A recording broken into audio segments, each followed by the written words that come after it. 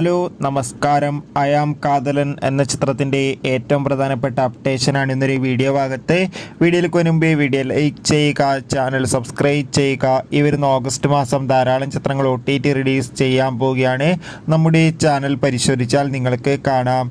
ഗിരീഷ് ഏഴുടെ സംവിധാനത്തിൽ നെസ്ലിൻ നായകനായി വരാൻ പോകുന്ന ചിത്രമാണ് അയാം കാതലൻ. എല്ലാ സിനിമാ പ്രേമികളും ഒരേപോലെയാണ് ചിത്രത്തിൻ്റെ ഓരോ അപ്ഡേഷനും അറിയാൻ വേണ്ടി കാത്തിരുന്നത്. ചിത്രത്തിൻ്റെ ഒഫീഷ്യൽ ഫസ്റ്റ് പോസ്റ്ററിനൊക്കെ മികച്ച അഭിപ്രായം തന്നെ സ്വന്തമാക്കാൻ വേണ്ടി സാധിച്ചിട്ടുണ്ടായിരുന്നു.